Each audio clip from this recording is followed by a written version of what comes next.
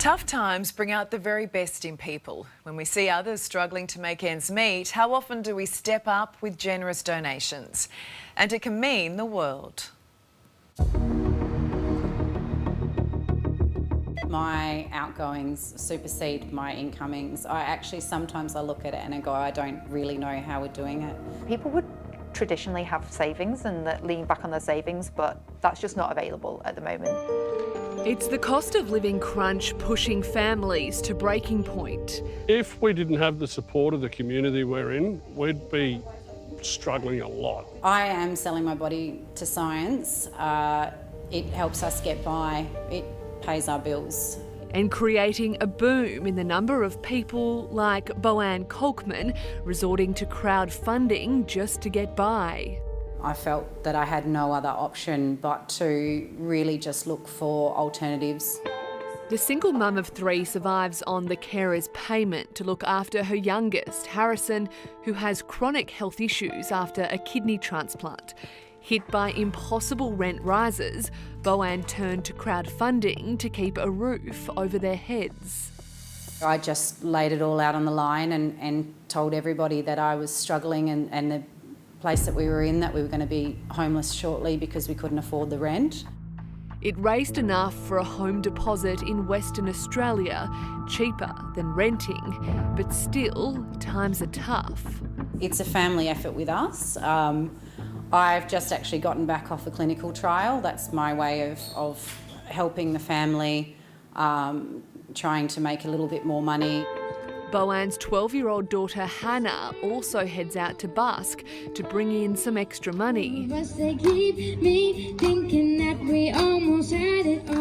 The kids are trying. My eldest is looking for a job at the moment. She's like, I want to help contribute. I know it's stressed. Boanne relies on food from Food Bank and tries to sell items second-hand for extra cash. But with everything becoming more expensive, the family is considering another crowdfunding attempt. It does keep me up at night, and it's mainly then thinking of my next thing that's going to fix and be the Band-Aid solution just to carry us on for another week. In the past 12 months alone, we've seen a 173% increase in people referencing the rising cost of living in their fundraisers. Nicola Britton is the Regional Director for crowdfunding platform GoFundMe in Australia. She says while fundraisers traditionally helped with large medical bills or floods and bushfires, now it's the cost of living that's generating the greatest need. Our team have been speaking to hundreds of families that are referencing the rising cost of living as a reason to launch a fundraiser for their kids' soccer registration fees or their back-to-school costs. And that's what's helping the Valancourt family get their 3 children back to school. As I was watching our house burn down, obviously I was thinking our house is burning down, but the second thing that came into my mind was these kids are starting school in 1 week and they have no books.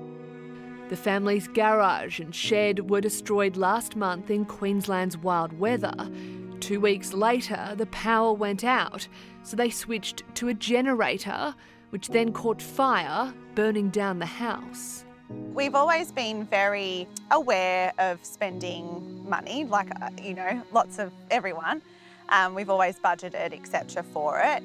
And you think that you will be okay, but you would never think that there would be such a big disaster.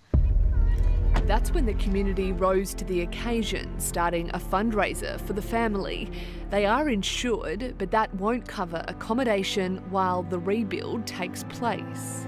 If it wasn't for the help we have been receiving, the money would be dwindling very, very fast.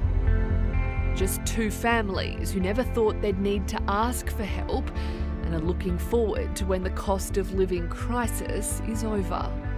Though it is really hard for people to put their hand up and admit that they need help, we're seeing the beautiful side of the fallout of the generosity of Australians lifting one another up in times of need.